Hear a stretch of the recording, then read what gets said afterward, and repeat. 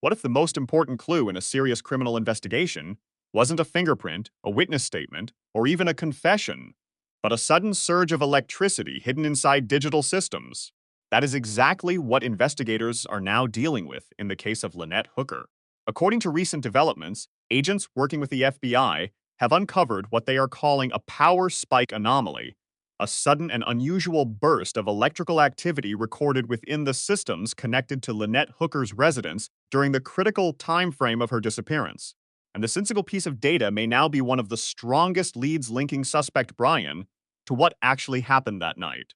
But the question remains, is this the breakthrough that finally brings justice, or just another misleading digital footprint in a case full of uncertainty? To understand why this matters, we need to go back to the beginning. Lynette Hooker was last seen during what appeared to be a normal, uneventful evening. There were no immediate signs of forced entry, no loud disturbances reported by neighbors, and nothing outwardly unusual that would suggest something was about to go wrong. But when she was later reported missing, investigators began carefully reconstructing her final hours, step by step. Very early in the investigation, attention shifted toward Brian, a man who had a known connection to Lynette. He became a person of interest after inconsistencies were discovered in his time and digital activity surrounding the critical window of time. Brian's statements were calm and consistent. He insisted he was not present during the key period and maintained that nothing significant happened while he was away. At first, investigators had no direct evidence to contradict him. But that changed when digital forensic teams began analyzing connected systems tied to Lynette's environment. What they found was unexpected. At a very precise moment matching the estimated time frame of the incident, there was a sudden and abnormal spike in electrical usage across multiple interconnected systems. This was not a gradual increase in power consumption. It was sharp, immediate, and out of pattern with Lynette's normal daily usage.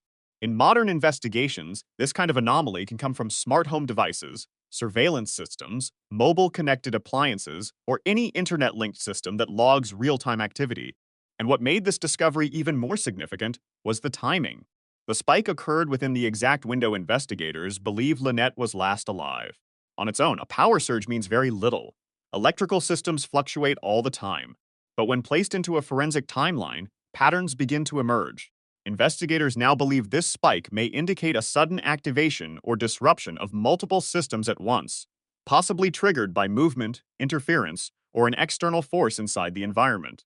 Some early theories suggest it could reflect a struggle or disturbance, where multiple devices were activated or impacted simultaneously. Others believe it could indicate a possible attempt to manipulate or reset connected systems, which may have caused a brief but intense surge in power consumption. However, investigators are also cautious.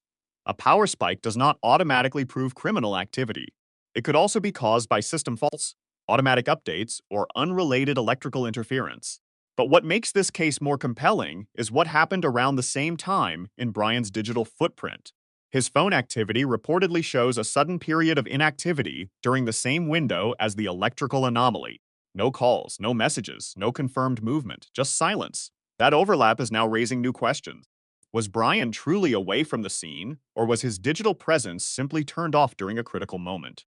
To strengthen the investigation, analysts began layering multiple datasets together: electricity logs, smart device synchronization records, network reconnection data, and environmental sensor readings. When combined, the data revealed a cluster of simultaneous irregularities, all occurring within minutes of each other. Investigators are now referring to this as a correlated disturbance event, meaning several systems appear to have reacted at the same time, suggesting a single triggering incident rather than random failures. This pattern aligns closely with the estimated timeframe of Lynette Hooker's final known moments. Still, despite the significance of the findings, investigators are not yet calling it a conclusion, because in forensic science, correlation is not the same as proof. There is still no direct physical evidence placing Brian at the exact location during the critical moment. No confirmed trace evidence, no definitive eyewitness account, and no verified admission of involvement. What exists instead is a growing web of circumstantial and digital data that appears increasingly difficult to ignore. Prosecutors are now evaluating whether this power spike evidence can be used as part of a broader case strategy, combining it with communication records, behavioral inconsistencies, and timeline gaps to build a stronger narrative. However, the defense is expected to challenge the reliability of smart system data, arguing that electrical logs can be misinterpreted, influenced by external factors, and do not directly identify human action. This sets the stage for a legal battle that may rely less on physical evidence and more on how digital data is interpreted in court. Behind all the technical analysis, however, there is still a deeply human story at the center of it all. Lynette Hooker is not just a case file or a timeline of events, she is a life, a person, and the center of an investigation that continues to raise more questions than answers.